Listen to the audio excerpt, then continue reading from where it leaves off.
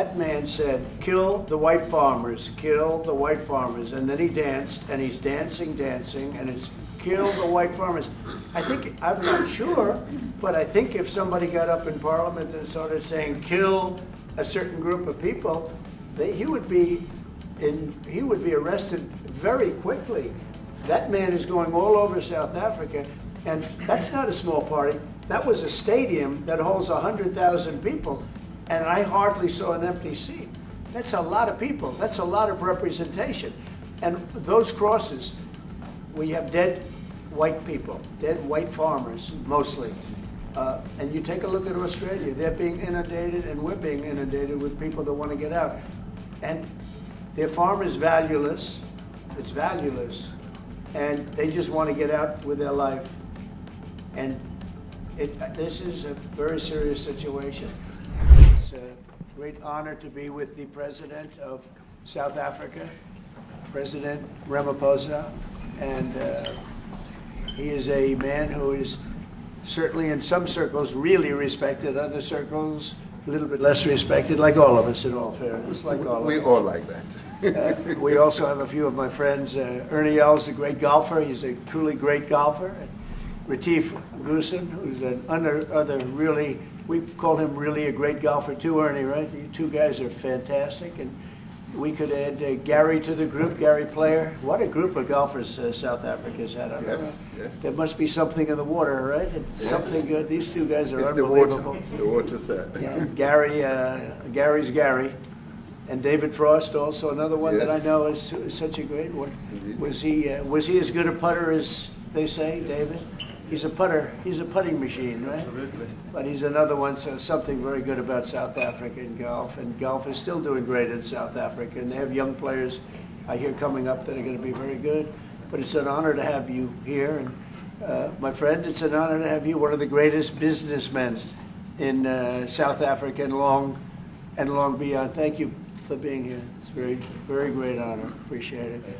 So we're going to be discussing certain things. As you know, we have the G20 is going to South Africa. When is that going to be?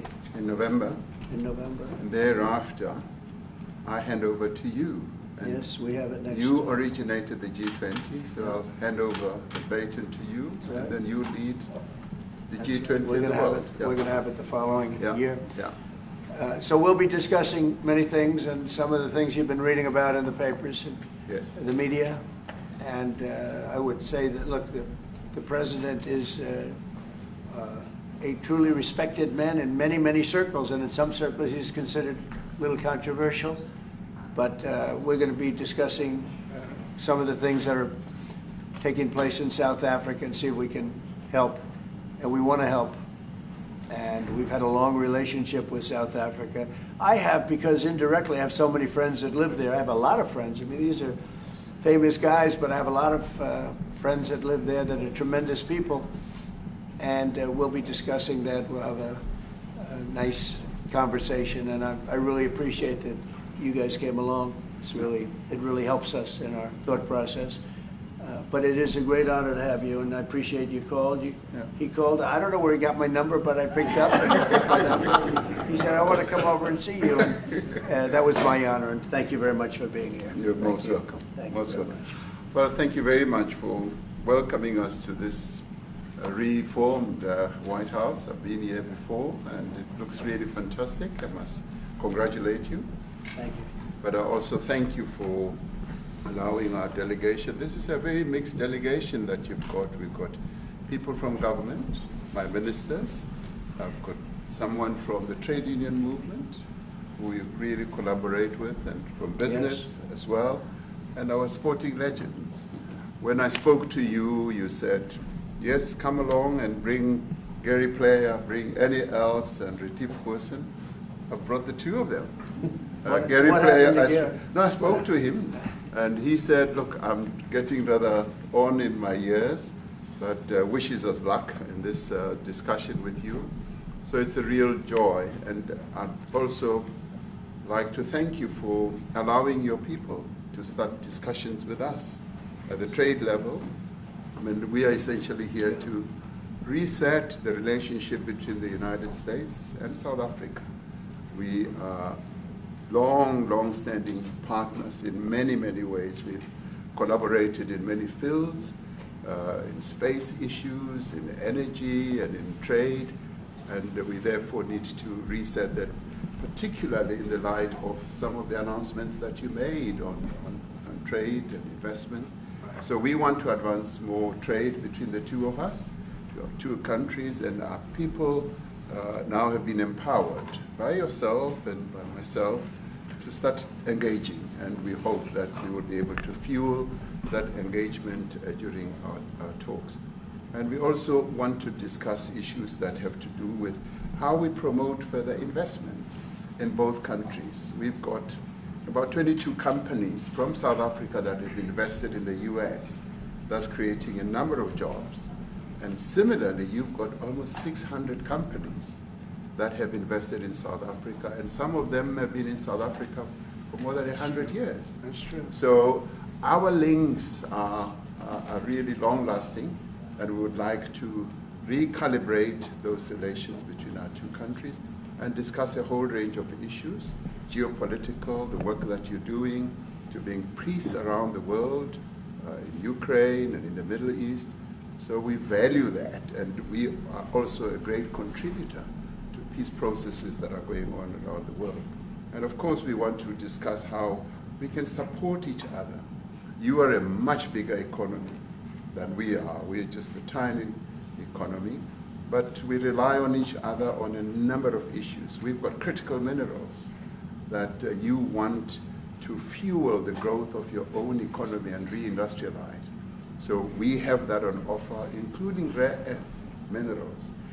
So all that combination of opportunity and the products that we buy from you, as well as what we sell to you, I believe makes up a really good and powerful relationship, which we need to strengthen, which we need to engender, and that is really what has brought us here. And we are really privileged to have, great South Africans in the mix. As you said, you'd like to see them as well.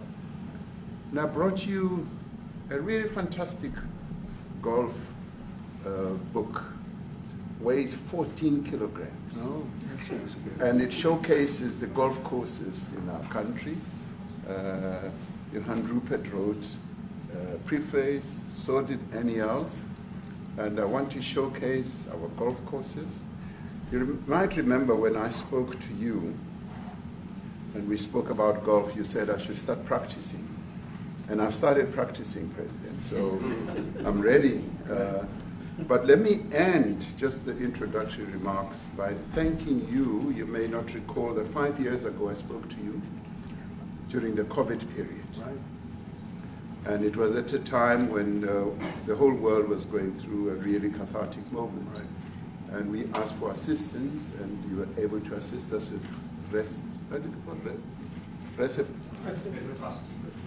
respirators, respirators, and you kept to your word, and you delivered respirators to us. We didn't have as many in our country, and it really helped to help us deal with COVID. So I'm here also to say thank you and to thank the people of America for having helped us during a really difficult time. Being the small economy that we are, we needed help from around the world. And you were there to provide that. So thank you very much. I remember the call. Yeah. We sent 150 respirators. We became the respirator king. We started making them. Nobody had them. We had very few of them. That's right. But they were very helpful. But we sent 150, and I appreciated the letter. You wrote me a letter. That's right. Yeah. Thank you. Well, I appreciate that very much. Thank you very much for that. It really touched my heart after I spoke to you, and you delivered. So, great honor. Thank you very much. Yeah. Any questions, please? Mr. President, you welcome white Afrikaner refugees here. Can you explain to Americans why it's appropriate to welcome white Afrikaners here when other refugees like Afghans, Venezuelans, Haitians have all had their protected status revoked? Well, this is a group, NBC, that is truly fake news. They ask a lot of questions in a very pointed way. They're not questions, they're statements.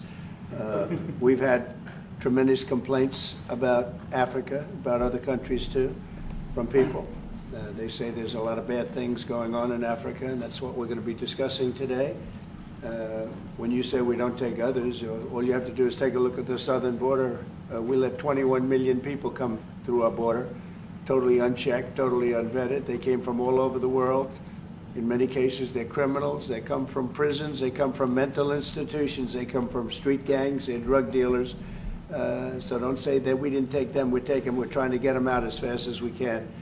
And we're doing record business on that. And we just won a big case where we're allowed to send back hundreds of criminals to Venezuela. Just won that today in the Supreme Court. I'm happy to hear. But we do have a lot of people are very concerned with regard to South Africa, and that's really the purpose of the meeting, and we'll see how that turns out. But we have many people that feel they're being persecuted, and they're coming to the United States. So we take from many locations if we feel there's persecution or genocide going on.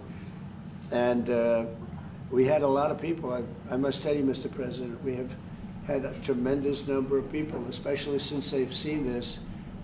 Generally, they're white farmers, and they're fleeing South Africa, and it's a very sad thing to see. But I hope we can have an explanation of that, because I know you don't want that. It's a kind of a different meeting. Normally we have meetings, we talk about trade, and we'll be talking about trade and other things. But that certainly will be a subject that comes up. Yeah. Yes, please. Brian? Thank you very much. I'd like to get your thoughts on Letitia James. Director Polte, according to him, Letitia James says that the alleged mortgage fraud was simply a mistake. I want to get your thoughts on that. She put down that her father was her husband in order, and this is very similar to, I guess, the false attacks they had on you.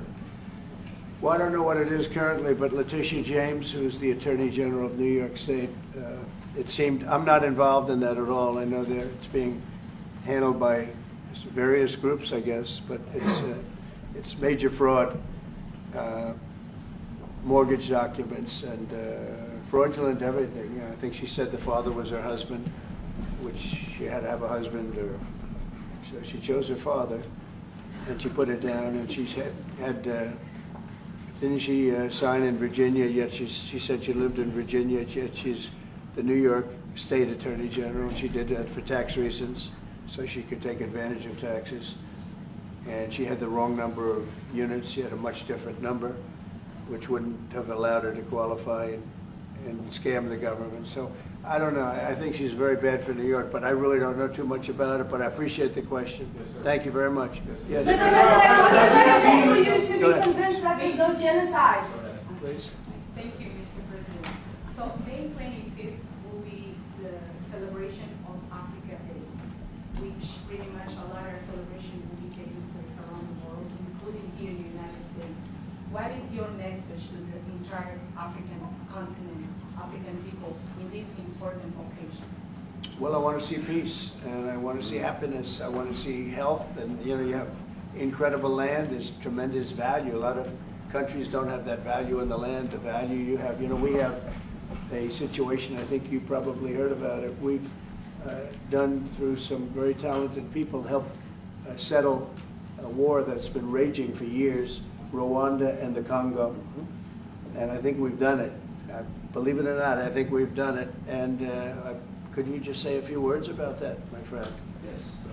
A couple of weeks ago, the two parties signed a declaration of principles in which they agreed on the way forward. And they have both submitted draft peace agreements, and we have put together one that incorporates both of their suggestions, and we've given it to them. So we're in the process of finalizing this peace agreement. Right? Looking very good. No, we have to thank you for even those efforts, because the African continent, particularly SADC, our Southern African Development Community, has for years been seeking to foster peace in the Democratic Republic of the Congo. So all efforts, including those from outside the continent and inside the continent, are really worthwhile. We are removing our troops from there so that peace can then prevail in that whole area. And we hope that with the support of the international community, we will really have peace in that area. It's so vital, it's so important for the whole region. Well, we sent our people there, and I think we did a very good job, as headed by my friend, and that was great. That was great. I mean, I'm just hearing phenomenal reports because all I'm hearing is death, death, and they're chopping heads off, and it's horrible over there. And it was really brave of you to go there, and I really appreciate it. And it looks like that. It looks like we have something very, very substantial. We also talked about trade with them in terms of rare earth and all, but really more for the. It's like if you take a look at what we just did with Pakistan and India, we settled that whole thing, and I think I settled it through trade. We're doing a big deal with India. We're doing a big deal with Pakistan, and I said, "What are you guys doing?" You know, somebody had to be the last one to shoot, but the shooting was getting worse and worse, bigger and bigger, deeper and deeper into the countries, and we spoke to them, and I think you know, I hate to say we got it settled, and then 2 days later, something happens, and they say it's Trump's fault, but Pakistan has got some excellent people and some really good, a great leader. And India is my friend, Modi. Modi? And he's a mutual friend? Yeah, Yes. he's a great guy. And I called them both, and we just did something good. We're trying to settle Russia, Ukraine. Spoke with President Putin for 2.5 hours the day before yesterday. I think we made a lot of progress, but that's a bloodbath. 5,000 people are being killed a week, 5,000 soldiers a week, not including people in cities and towns that are also being killed. So we're trying to help. And it doesn't affect us. It's not our people, it's not our soldiers, it's Ukraine and it's Russia, but if we can save 5,000 souls, we'll do it. You know, we're pretty good at it. But that's a bad situation. That is a really bad situation. Well, you'd recall when President Zelensky was coming to South Africa, that's when I spoke to you. That's right. We both agreed that we need to push the peace message so that there can really be peace. And we've been involved in the Ukraine-Russia conflict for quite a while. Through my Minister of State Security here, we've been dealing with them, the exchange of children who were taken away, going through names and addresses and all that. So we've been invested in that whole process as well. And the moves that you're making are fully supported by us because we would like to see the end of that war. That's true. I called Zelensky, and they said, he's in South Africa. I said, what the hell is he doing in South Africa? He was talking to us. We got this big. That's a strange one. I said, what are you doing in South Africa? Yes. That's a strange one. He's trying to make peace. Or we're taking him. You know, we were lucky because we had the great Nelson Mandela, who taught us how to create peace, to make peace. So we were imparting some of those lessons to him, some of those learnings, and I specifically mentioned to him that this is how Nelson Mandela taught us that when you want to have a peace in a country, do it on an unconditional basis and sit down and talk. And that's precisely what I'm sure he's going to heed. Well, we're going to see what happens with that when it's there's a lot of hatred, there's a lot of death. It's a bloodbath. It is. It is. Unfortunately. I get the satellite pictures of that field, of that killing field. You never saw anything like it in your life. It's horrible. It's a horrible thing that goes on, but I think we've made big progress. Yeah, please, go ahead. Thank you, Mr. President. No, not you. Right here. He's from South Africa. Go ahead, please. What are you expecting on the ICJ case? Are you expecting South Africa to drop that? Is that what you're trying to do? On which case? The ICJ The International case is Criminal Justice. International Criminal Court. I don't expect anything, to be honest. I really don't. I don't know. It's they've got a case. There's a lot of anger there, tremendous anger. I don't expect anything. We'll see what happens. We'll have a ruling, and who knows what the ruling is going to mean. Yeah. On that subject of Gaza, Mr. President, are you going to be speaking to Prime Minister Netanyahu about Israel's renewed offensive there? There's been a lot of concern from European countries. The Pope has expressed concern. are you going to be asking Prime Minister Netanyahu to tone down the offensive in Gaza to let more aid in? Was that a question or a statement? Here's the question. This guy's, you never change. Mr. President, this Go ahead, time, what would please. it take for you to be convinced that there's no white genocide in South Africa? Well, I can answer that for President. It's, for him, no, seriously. I'd rather have him answer. Yeah, I'd rather answer that. It will be. Our president will respond to you. Yeah, let me. Thank you, Mr. President. It will take President Trump listening to the voices of South Africans, some of whom are his good friends, like those who are here. When we have talks between us on the around a quiet table, it will take President Trump to listen to them. I'm not going to be repeating what I've been saying. I would say if there was Afrikaner farmer genocide, I can bet you these three gentlemen would not be here, including my Minister of Agriculture. He would not be with me. So it'll take him, President Trump, listening to their stories, to their perspective. That is the answer to your question. But, Thank you, Mr. President, I must say President that Trump. we have, no, wait. We have thousands of stories talking about it. Sure. And we have documentaries, we have news stories, and that. Is Natalie here, somebody here to turn that? I could show you a couple of things, and I have to, it has to be responded to. Yeah, sure, We we have, will. let me see the articles, please, if you would, and turn the lights down.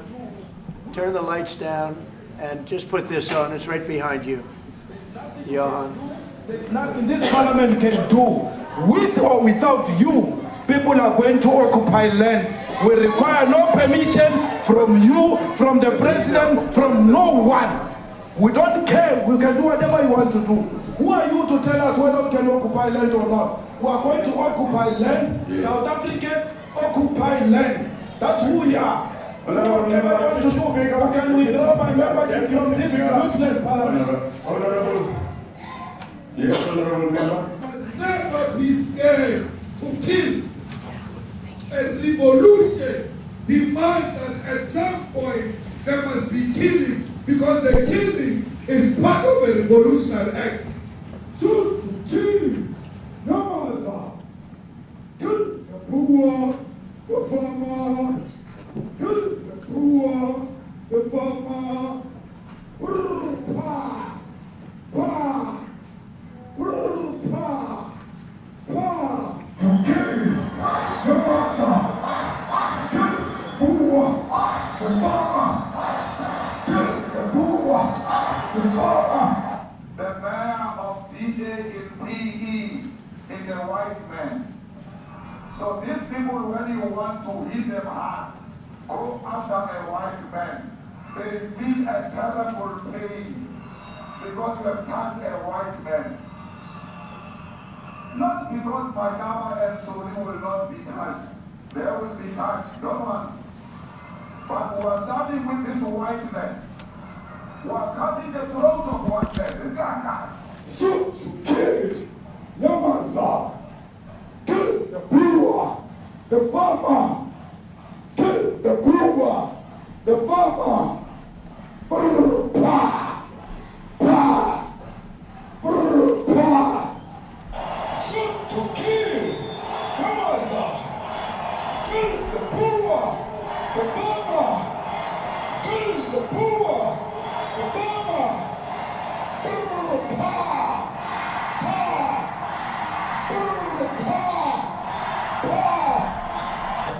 I don't know what's going to happen in the future. I'm saying to you, was not called for the killing of white people, at least for now. I can't guarantee the future. Yeah, but I mean, you understand somebody watching that, especially as it gets shared on Twitter, they freak out. It sounds like a genocide over I can't take it.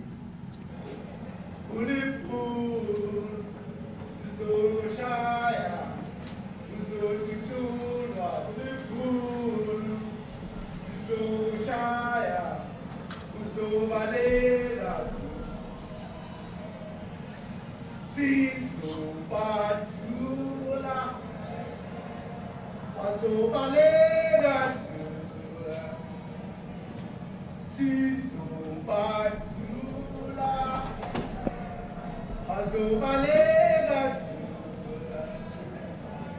will expropriate land without compensation, whether they like it or not. If they object, they can seek refugee in America. Now this is very bad. These are burial sites right here. Burial sites. Over 1,000 of white farmers, and those cars are lined up to pay love on a Sunday morning. Each one of those white things you see is a cross, and there's approximately 1,000 of them. They're all white farmers, the family of white farmers.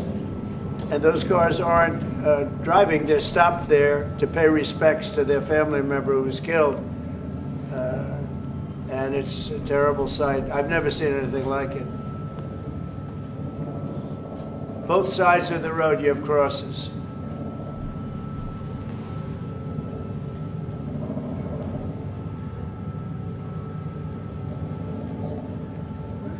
Those people were all killed. Have they told you where that is, Mr. President? No, I'd like to know where that is, because this I've never seen. But, okay. I mean, it's in South Africa, that's where. We need to find out.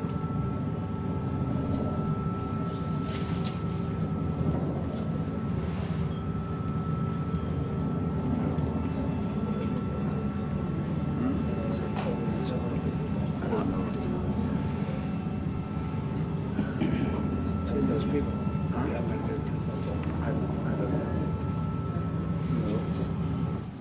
Okay. Mr. President, the Pentagon announced that it would be accepting a Qatari jet to be used as Air Force One. What are you talking about? You know, what are you I want talking to about? respond. You know, you to get out of here. What does this have to do with the Qatari jet? They're giving the United States Air Force a jet, okay? And it's a great thing. We're talking about a lot of other things. It's NBC trying to get off the subject of what you just saw. You are a real, you're a terrible reporter.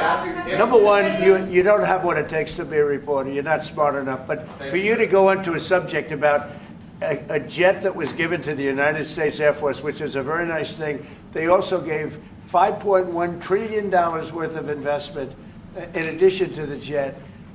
Go back, you ought to go back to your studio at NBC, because Brian Roberts and the people that run that place, they ought to be investigated. They are so terrible the way you run that network, and you're a disgrace. No more questions from you. Go ahead. Go ahead, talk about that. His name is Peter something. He's a terrible reporter. Quiet. That's my question now. Let's go. Thank you so much. President Trump, and it's also from ENCA in South Africa. Thank you very much. Thank you for very hosting much, us. Steve. What would you like President Ramaphosa to do about the situation I that we've don't just know. seen on the screen? I don't know. Look, these are articles over the last few days. Death of people. Death. Horrible death. Death. I don't know. To pick anyone. White South Africans are fleeing because of the violence and racist laws. And this is all, I mean, I'll give these to you. No, I'd like So to- when you say, what would I like to do? I don't know what to do. Look at this. White South African couple say that they were attacked violently. And, President Trump, when will you go and see for yourself if it is? well, I could do that. Look, here's burial sites all over the place. These are all white farmers that are being buried. And he asks about a jet that was given. You ought to be ashamed of yourself. You know, you are so bad. You're such a bad reporter.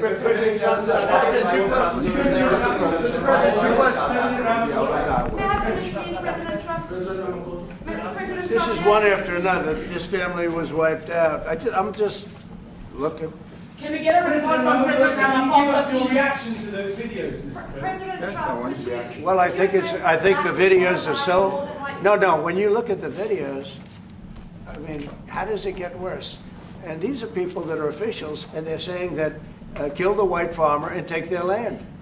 That's what it is. And I have other friends in South Africa. I have people that left.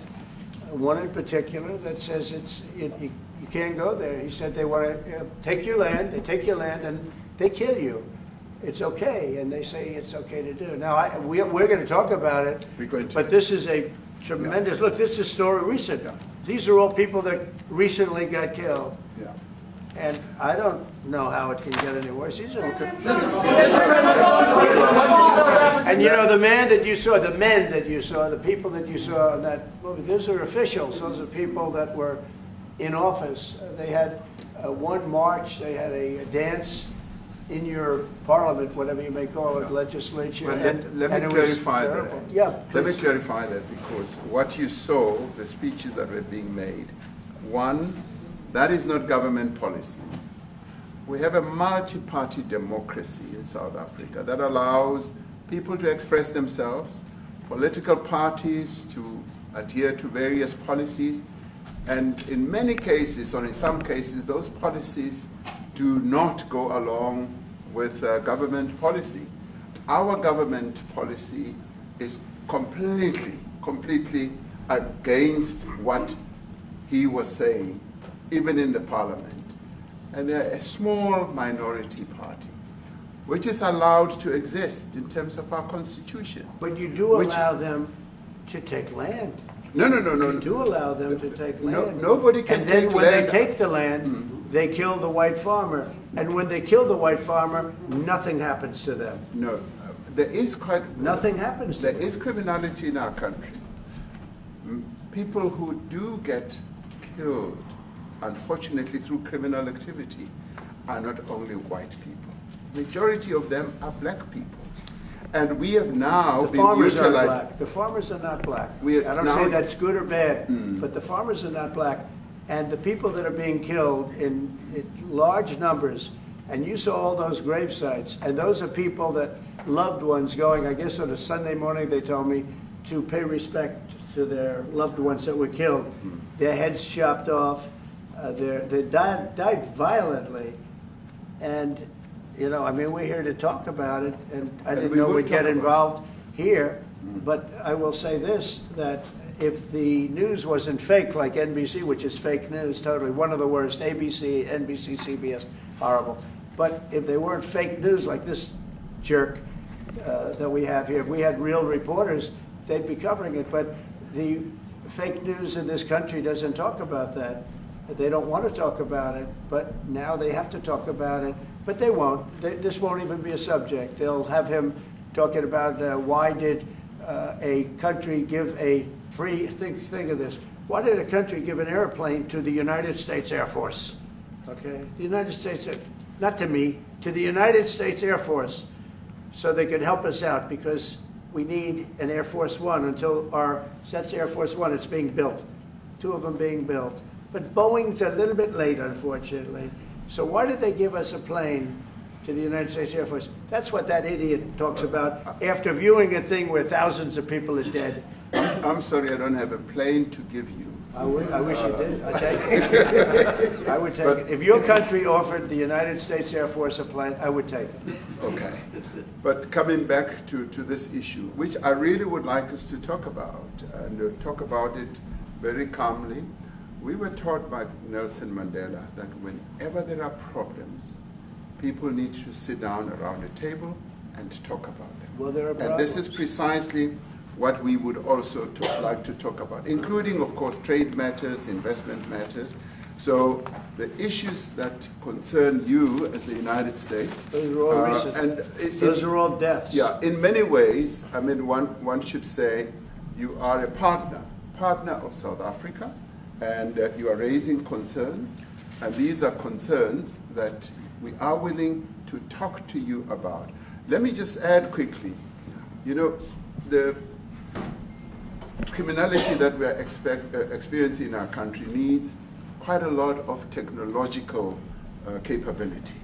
And in one of our areas in South Africa, we're using US technology, which is able to, in many ways, identify where shootings are happening and all that. And I'd like to talk about that, because there is support that we can get from you as the United States to help us deal with all these acts of criminality. And that is what I believe partnership is all about. And we are here as a partner so that we can help each other whenever there are challenges. So I'd like us to discuss it, and of course outside of the media, so that we sit down and have a really good discussion that will lead to good outcomes. Are there any other further punitive measures that could be in place should you not be satisfied that South Africa is fixing some of the very bad things, in inverted commas, that you tweeted are happening? Well, there are a lot of bad things happening in many countries, but this in particular has been very, very bad, very bad. And because of we're going to have the whole world watching in another short period of time, because you have the G20, and that's a big deal. And it seems like, I want you to look good. I don't want you to look bad. Very good. But we have hundreds of people, thousands of people trying to come into our country because they feel they're going to be killed and their land is going to be confiscated. And you do have laws that were passed that gives you the right to confiscate land for no payment. You can take away land for no payment. I want to clarify that, because we have a constitution. Our constitution guarantees and protects the sanctity of tenure of land ownership. And that constitution protects all South Africans with regard to land ownership. However, we do say, because we've got to deal with the past, the government, and as your government also has the right to expropriate land for public use. And you're doing that. And we've never really gotten underway with that. And we are going to be doing so. You're taking people's land away we have not. from them. We have, and those people in many cases are being executed. They're being executed. And they happen to be white, and most of them happen to be farmers. Mm-hmm. And that's a tough situation. I don't know how you explain that. How do you explain that? They're taking people's land away, and in many cases those people are being executed, and in many cases it's not the government that's doing it, it's people that kill them and then take their land, and nothing happens to them. But we have thousands of people that want to come into our country. They're also going to Australia in a smaller number. But we have thousands of people that want to come into our country, and they're white farmers, and they feel that they're going to die in South Africa, and it's a bad thing. Yeah, what can South Africa do? What concessions would you like to see them make to improve relations with the United States? Then I have one more for President Ramaphosa afterwards. Well, we just spoke about it. I got them a very, very complex machine, 150 of them. I was asked by the president if he could help, and I did that. And, I have great feeling for all countries. I deal with all countries, but I have a great feeling for South Africa because I have friends. I have a couple of friends, a few friends here today. I have many friends from South Africa, but many of those friends are not, they can't go back. I have Elon is from South Africa. I don't want to get Elon involved. That's all I have to do, get him into another thing. But Elon happens to be from South Africa. This is what Elon wanted. He actually came here on a different subject, sending rockets to Mars, okay? Yes. He likes that better. He likes that subject better. That's right. But Elon is from South Africa, and I don't want to talk to him about that. I don't think it's fair to him. That's right. But I will say that people are fleeing South Africa for their own safety. Their land is being confiscated, and in many cases they're being killed. And that scene of, you see how many crosses they have. Those crosses, that's a dead person in every one of them. And those trucks or cars are paying their respects to all of those dead people on a Sunday morning. That's a rough thing to explain away. And the problem we have, and the way, a correct and a fair media exposes things. But we have a very corrupt media. They won't even report this. If this were the other way around, it would be the biggest story. Now, I will say apartheid, terrible. That was the biggest story. That was reported all the time. This is sort of the opposite of apartheid. What's happening now is never reported. Nobody knows about it. All we know is we're being inundated with people, with white farmers from South Africa. And It's a big problem. Marco Rubio was telling me he's never seen anything like it. The numbers of people that want to leave South Africa because they feel they're going to be dead very soon. Yes, I was going to say, Brian, go. If I could just ask you a question.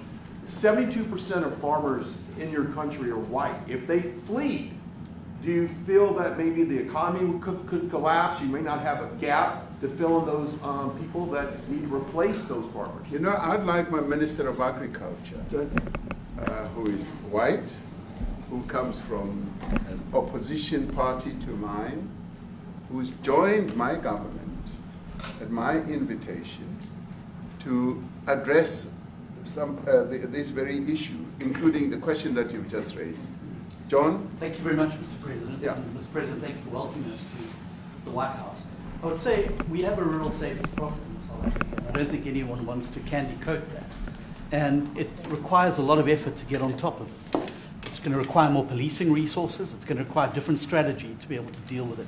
But certainly the majority of South Africa's commercial and smallholder farmers really do want to stay in South Africa and make it work. And I've just come from the largest agricultural show in the Southern Hemisphere with organized agriculture and farmers, and the majority of them want to stay.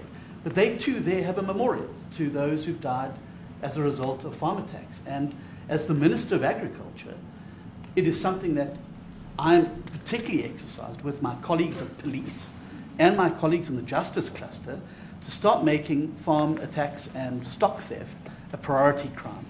And it affects all farmers in South Africa, particularly stock theft. It has a disproportionate effect on smallholder black farmers. I also want to just say this, that the two individuals that are in that video that you've seen are both leaders of opposition minority parties in South Africa.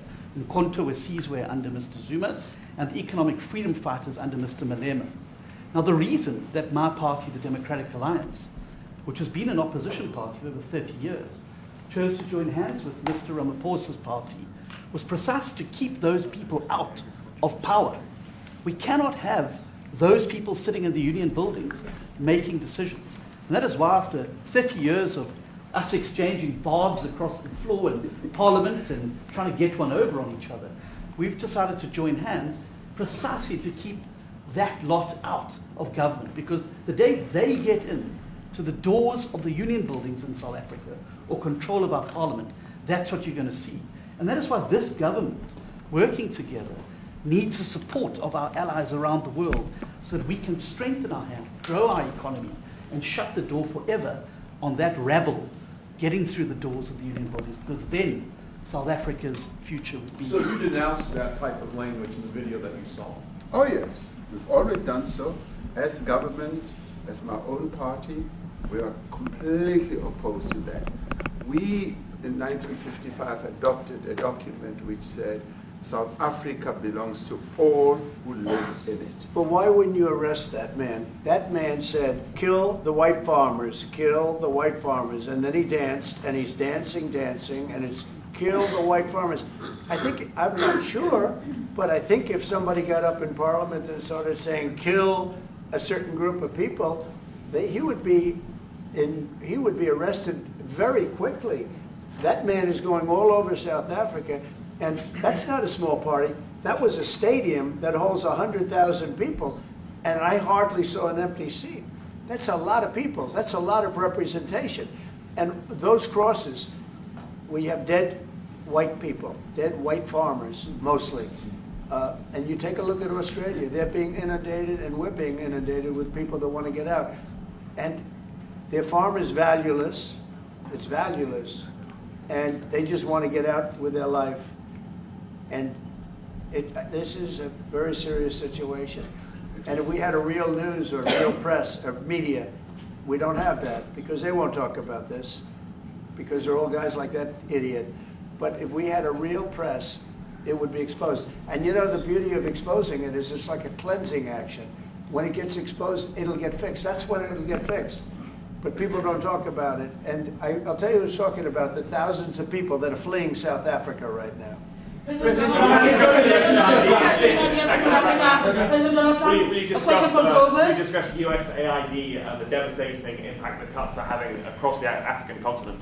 You know, it's devastating, and hopefully a lot of people are going to start spending a lot of money. And I've talked to other nations. We want them to chip in and spend money too. And we've spent a lot, and it's a tremendous problem going on in many countries. A lot of problems going on. The United States always gets the request for money. Nobody else helps, as you know. Europe doesn't help. Europe hasn't given anything. All they do is sue our companies. You know, they sue Apple, and they sue all of our companies. Apple had to pay $17 billion on a nonsense lawsuit. Very unfair. But we're going to always be there to help. Sherwin Rice, South African Broadcasting. If this Afrikaner resettlement issue is resolved, we're going to go into a room after this, you guys are going to talk. If it is resolved, what is the potential for the future-looking relationship between the United States? It's got to be resolved. It should be resolved. I mean, it's a little bit bad when you see a stadium with 100,000 people in it, because that means it's more than just a little movement. It's a pretty big movement in South Africa. So it has to be resolved. It'll be the end of the country if it's not. But is there potential for the relationship moving forward? I hope so. That's why I'm here. I mean, I'm not here for my health. I'm here to see what it is. No, I'd like to see. I have friends. I can tell you, Ernie Els and Retief Goosen, they feel so strongly they wanted to be here on behalf of South Africa, not on behalf of me. And, you know, they said, can we be here for this? Because they love the country. Ernie, do you guys want to say a couple of words? I hate to put you in this. This is tougher than sinking a 3-footer. They have, and they've sank many 3-footers. Thank you, Mr. President, and thanks for the honor of being here. We've known each other a long time. We have spoken. You know, we're proud South Africans. I still have my South African passport. You know, we travel with this passport, you know, and I got my visa here. So, you know, but we want to see things get better in our home country. That's the bottom line. It's been 35 years since the transition. President Ramaphosa was right in the middle of the transition time in 1990 and before that. So it's been 35 years of ANC government. And I know there's a lot of anger, you know, through the transition. There was also a lot of stuff happening in the apartheid days. You know, we grew up in the apartheid era. But I don't think two wrongs makes a right. You know, President Mandela, when he came out of prison for all that time, didn't come out with hatred, you know, and really unified our nation through sport. You know, we won the Rugby World Cup in '95. 4 times. We won the African Nations Cup, soccer. You know, we won some majors as golfers and so forth. So what I'm trying to say is, you know, this has been a long time coming. That's why we really wanted to meet you, meet the administration, and see our way forward, because we still want to see our country flourish. You know, we've got some great things going on. Business is getting involved with government. Farmers are getting involved in local municipalities, trying to rebuild some of the infrastructure that's been decaying for a long time. So there's a lot of coexistence going on and help from a lot of areas. But I feel we need the US to push this thing through. We've got a great ally if we can have the US. It's always been an ally of South Africa for a very long time. Even in the days of the war, you know, up in Angola, you know, you guys helped us. So very important for us to have your support and you know, get the change we need. Where did you do that well? He might have done that even better than he plays golf, which is almost impossible. Johan, please. Sorry, Mr. President, if you had to wind all of those tapes properly, you will see I'm the biggest target of that rabble rouser. Number one. for over 10 years, Mr. Malema. In fact, the first time I met him, he was in the youth league with that gentleman. And look how he's changed. Right. We have too many deaths, but it's across the board. It's not only white farmers, it's across the board. And we need technological help. We need Starlink at every little police station. We need drones. I actually got drones donated for the peace parks to stop elephant and rhino poaching. And his predecessor stopped the importation because he said the United States would spy on us. I mean, US SpaceX, the ridicule. So if you can help us. Remember, sir, you and I lived in New York in the 70s. We never thought New York could be what it became. 2 commissioners, a tough mayor. We need your help to stop this awful killing. But it's across the board. Ernie is right now building a house in George. I'm building 3 cottages for my grandchildren on a farm outside Grafrenet. I often go to bed without locking the door. And we have a serious problem with illegal aliens who stream across the border. And if you really look at our statistics, a lot of these murders, firstly, it's unemployment and illegal aliens. And then I met Vice President Vance many years ago, the Charlie Rose show. My wife loved the book. And she reminded me this morning that you emphasized the devastation that occurs when big companies leave towns and cities, and there's a culture of dependency that develops. And I remember you discussing it. Now that's our problem. If we don't get our economy to grow, the culture of dependency and the lawlessness will increase. I've been against apartheid all my life, and I'm their #1 target. Please just Google my name and Malema. You'll see it, sir. He marched on the farm. But the crime is bad. The crime is terrible, sir, but Mr. Steenhuisen won't admit to it, but he runs the Western Cape, where I live. And the biggest murder rate is in the Cape Flats. Gangs. We've got gang warfare. Like your M33, what were these guys? We've got equivalents there. But we need your help, sir. And we need Elon technology. Well, one of the real areas of support is really in investments. We've got to grow our economy, because through growing the economy, we're then able to create more jobs. Because crime really thrives where there is inequality and unemployment. And that is one of the reasons that has brought us here, to improve our investment relations, our trade relations, so that we can preserve the number of jobs that your companies have created in South Africa. By virtue of what we export to you, we are able to create up to 500,000 jobs in the auto industry, in the agricultural industry, and a number of other industries, mining, where we export things to you. And we also know that as South African companies invest here, you are also able to create jobs. So it's a mutually beneficial relationship.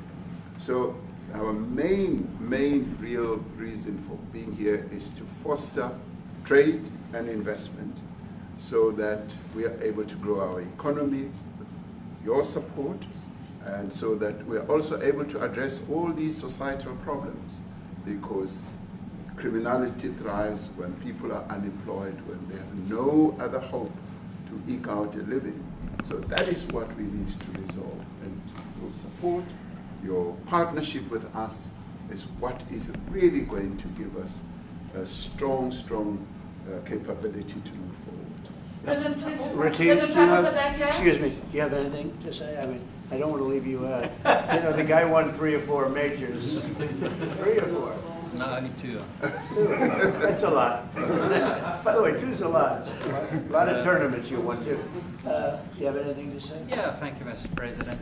President Ramaphosa. I grew up in an area in South Africa that is a farmland area, Polokwane.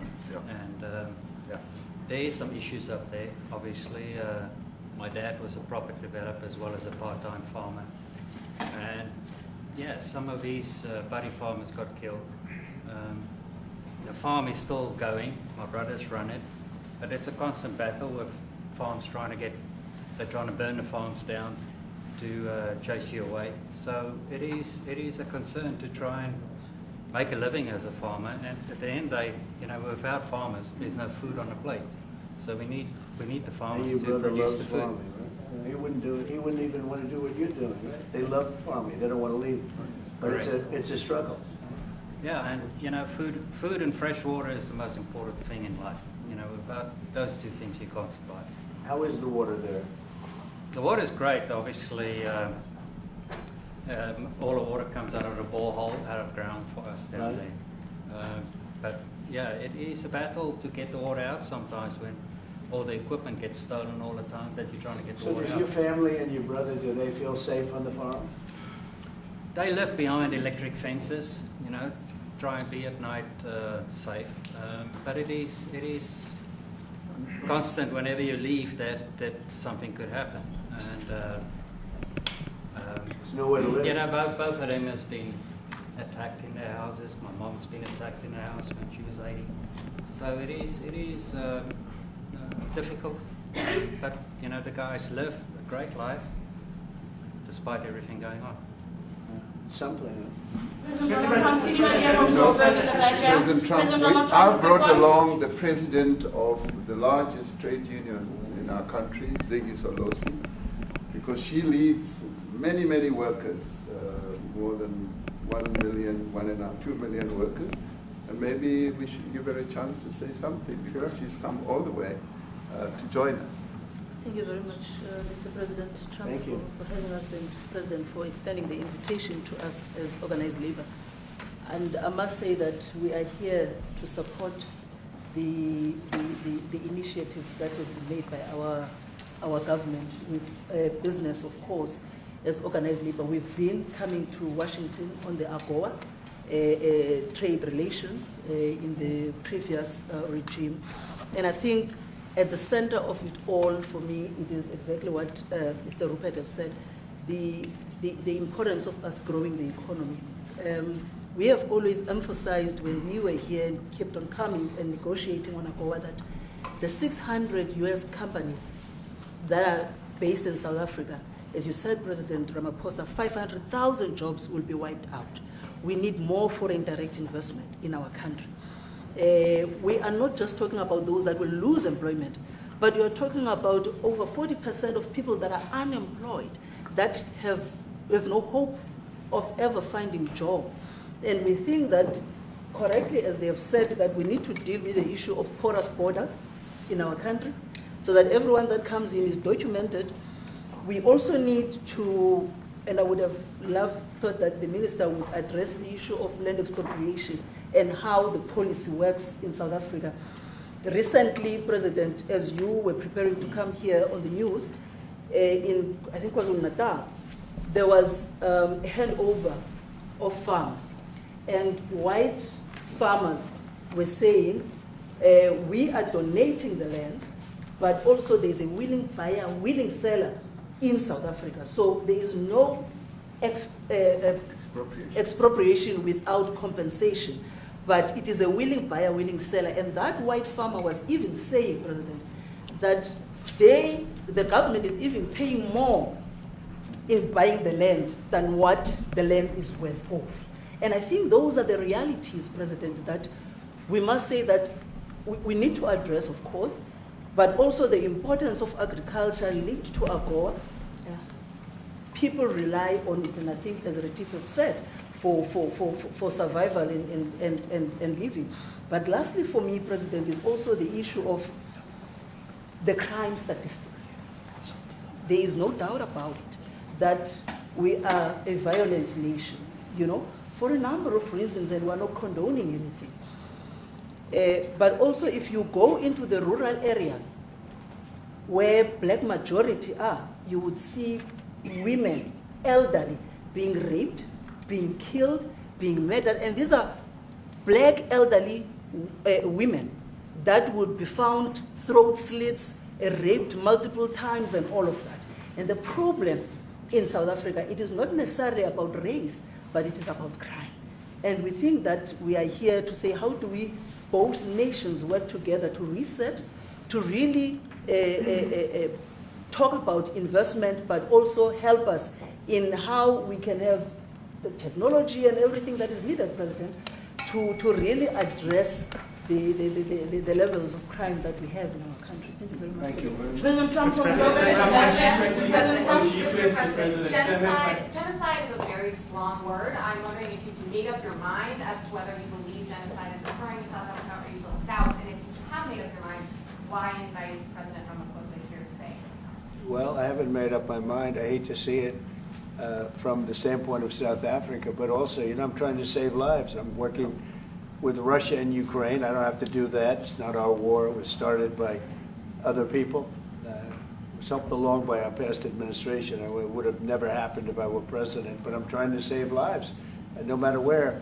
Rwanda, I have nothing to do with Rwanda and the Congo, but I felt I had a very talented person in this administration, and I sent him there, and he did an unbelievable job, I think. I mean, we're going to find out, but he's done the hardest part of the job. It should happen. If I can save lives, I want to save the lives. If it's in Africa, that's great. If it's in Europe, if it's wherever it may be. And it's a very small investment to do, believe me, compared to what the consequences are. So I hope we can do something. Look, I have so many friends. These two men, I have great admiration for them because I know what they do for a living. Yeah. And that's a very hard living. Going from city to city, from country to country, and hitting a ball 350 yards like they do, and better than you and I. Getting the ball in the hole. It's a very tough, with lots of people watching, right? Yes, That's a very tough living.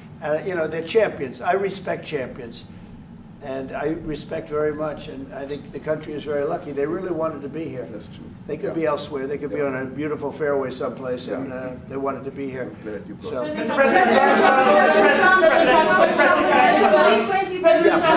name is Yanda Ngobo from Newsroom Africa in South Africa. Good. How important is it for the United States to be at our G20 summit in November, given the relationship between our two countries? You just heard what has been said to you just now. Are you coming, and are you preparing to come? So without the United States, the G20, just like the G7, used to be the G8, but brilliantly they threw Russia out. It would have been a lot better if Russia was in. You know, a lot of people would say, oh, that's not it. Because if Russia was in, you probably wouldn't have this war. And if you had a different president, you wouldn't have the war either. But we have a G7.